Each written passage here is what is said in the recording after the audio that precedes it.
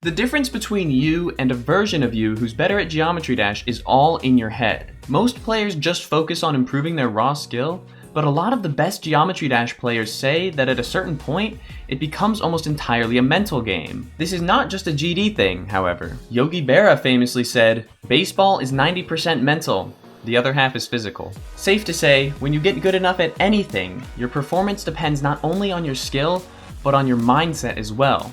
Your mindset determines how far you can truly go. If you hang around gaming communities frequently, you'll inevitably come across a term called tilting. Tilting refers to a cycle you can fall into while playing a game. The cycle starts with you getting annoyed or angry.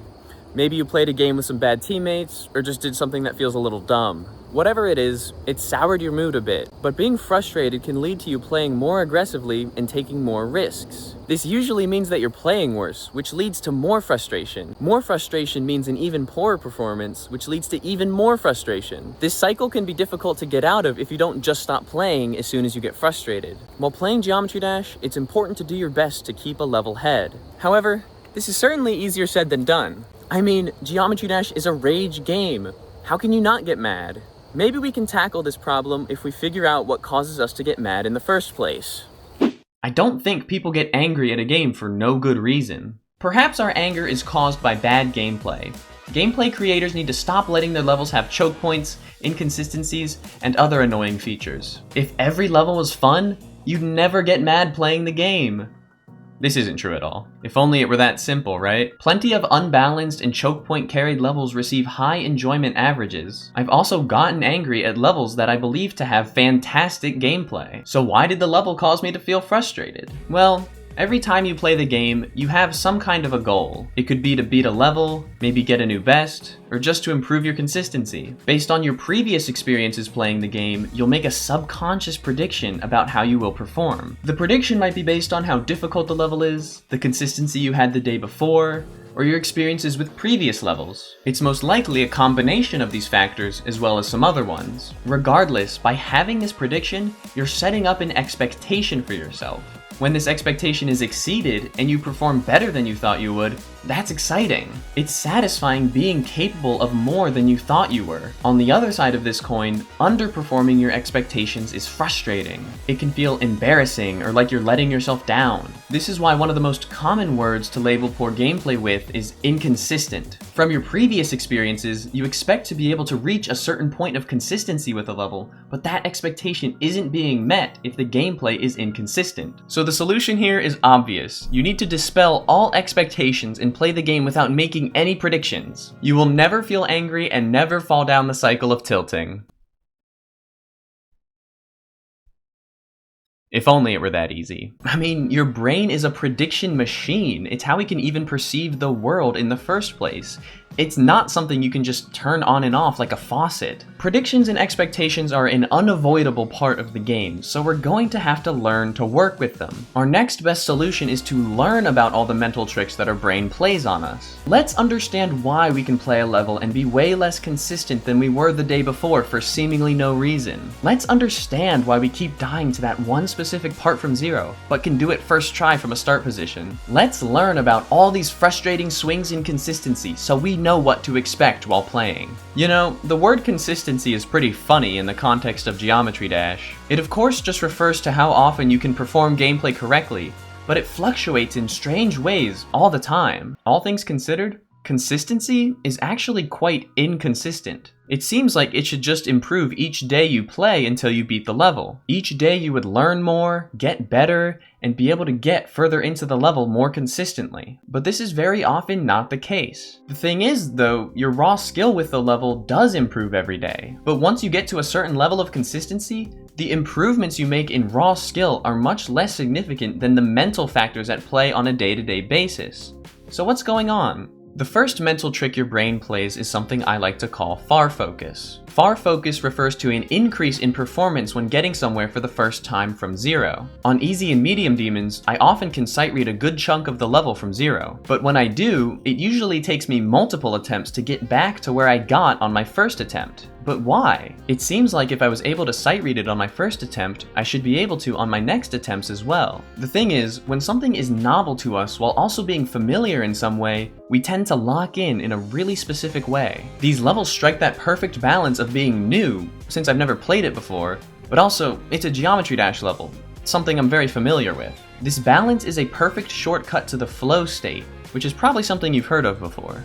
If not though, let me catch you up. The flow state is the state of mind where you perform at your best. It involves being focused while not really consciously thinking too much about what you're doing. You lose all sense of distraction and self-consciousness and are entirely focused on the task at hand. When you're playing an extreme demon and pass your best from 0, you'll likely enter the flow state, assuming getting a new best was your goal. You've accomplished your goal, which is satisfying, but you also want to keep performing well. There are no previous deaths clouding your focus since you've never died to any of this gameplay from 0 before. Being here from 0 is a novel experience, and this is why progress flukes are so common. With almost every extreme demon I beat, I progress fluke more than 20% at some point. I progress fluked from 37 to 58% on Unknown, which was incredibly surprising because that passes right through some of the most brutally difficult wave clicks the game has ever seen. All I wanted was to pass 37, so when I did, the goal was satisfied. I no longer had as many stakes in my performance, which actually improved it.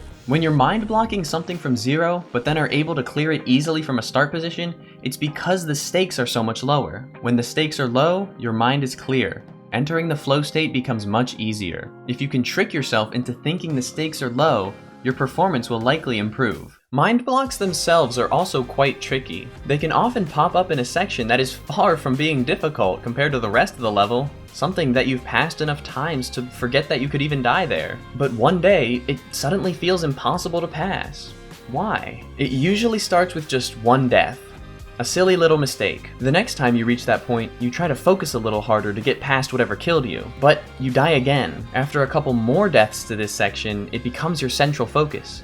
You start to think about the part before you even reach it. Practicing it from a start position feels pointless because you'll just beat it first try. The problem is, your conscious thoughts are clouding your subconscious's ability to perform the part. A key element of the flow state is not being self-conscious in any way, and that includes being self-conscious of your own performance. In flow, you're not thinking about doing a click a little earlier or later, doing a specific click pattern, or anything really. You're just doing. A mind block makes it very difficult because our brains want to think, and it feels like if we just focus hard enough that we'll be able to pass it. But the best thing to do is to avoid overthinking far deaths as much as possible. After a far death, if you just keep playing instead of pausing for a bit, you'll move on faster and be less likely to overthink on the next far attempt. Stewing on a death is the worst thing that you can do. In fact, having any time at all to overthink can kill your performance. I noticed this on Erebus and Congregation. Each of these levels have a long stretch of no gameplay, just auto. Not terribly long, just a few seconds, but that was enough time for me to overthink and then struggle with the gameplay following. Especially with Erebus, considering the gameplay following the auto section was the hardest part of the level for me. Let's say you're already mind blocked. How do you fix it? The best thing to do, unfortunately, is just to simply pass the part. Passing the part usually breaks the mind block since your brain stops overthinking it as much and can start focusing on what's really important. However, this advice sucks. Just pass the part. What else can we do? Let's say you're mind blocking 40 to 50% on a level. Practice the part in a start position copy, but not from the beginning of that part.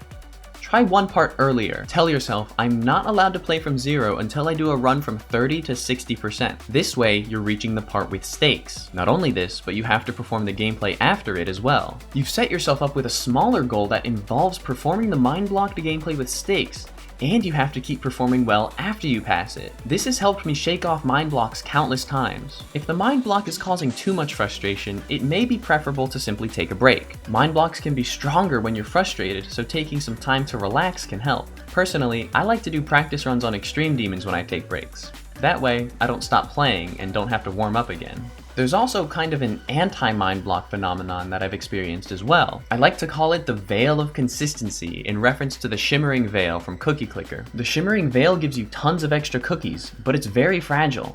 If you click your cookie even once, it breaks immediately. Similarly, a veil of consistency gives you consistency that makes you feel inhumanly skilled. While playing Critical Heat, I passed the difficult 41 to 56 section from 0 around 15 times in a row during one session. But I knew my time would come, as this wasn't my first time experiencing the veil of consistency. As soon as I died to the part once, my consistency was gone. I returned to my typical consistency for the rest of the session, which meant I would die there much more than I would pass it. These are the consistency fluctuations that you need to be ready for. If you aren't prepared, they can be extremely frustrating. Suddenly losing all your consistency can leave you feeling incredibly defeated if you aren't ready. The mental consistency fluctuations I've talked about so far have all been mostly based on my experience. I don't know how similar or different they could be for other people. I've had to learn how these fluctuations work based on my own experience, and I imagine you will as well. Stay curious. Try to understand what all happened after each session. Ask yourself why your consistency may have fluctuated the way it did.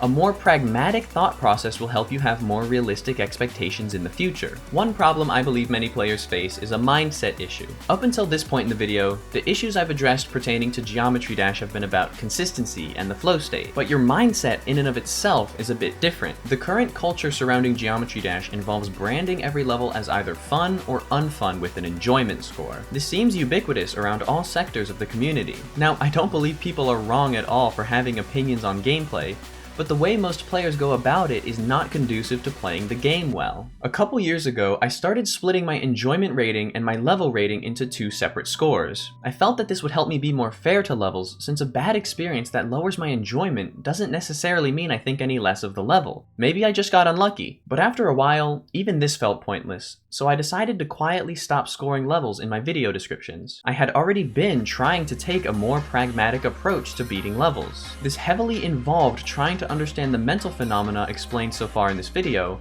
but also, much easier to understand, gameplay itself. Anything considered a bug, I would simply try to understand how it happened. While playing LD50, I ran into what felt like a bug. Most of the time, my robot would land on the slope properly, like this. Sometimes, however, it landed like this and killed me. It would have been really easy to just write this off as a bug. However, I decided to look at this more pragmatically. The way I landed on the previous slope affected how I landed on the buggy one. I was able to change my click pattern and make the part consistent. Instead of blaming the level, I had shifted my mindset to put the blame entirely on me. When choke points were involved, I simply expected to die there more, which resulted in less frustration. This slow shift in my mindset has led me to enjoy the game so much more. Every level I've beaten since Arctic Lights, I would honestly give at least a 9 out of 10 enjoyment score to. It's crazy to me because levels like Omega Interface are never something I expected myself to be able to beat, let alone enjoy. Anything with wave choke points had always been frustrating for me, so this shift in mindset has allowed me to be more patient with levels I'm bad at and grow my skill faster as a result. When people ask me if I'm having any fun playing Unknown,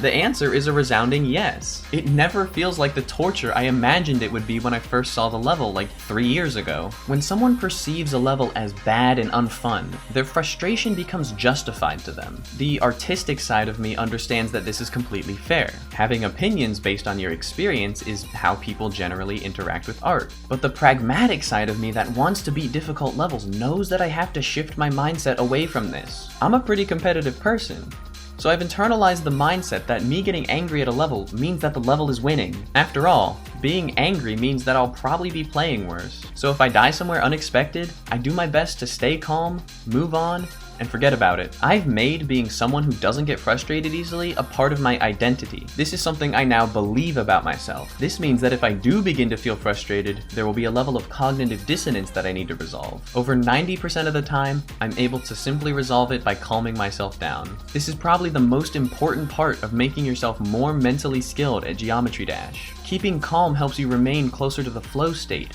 which underscores all the other mental phenomena I've described in this video. The ultimate goal would be to remain as much in flow as you can.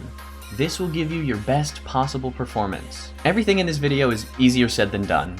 At the end of the day, Geometry Dash is still a rage game. We are all human, but we can take steps to elevate our mental game. Thank you all so much for watching this video. I'll see you all next week.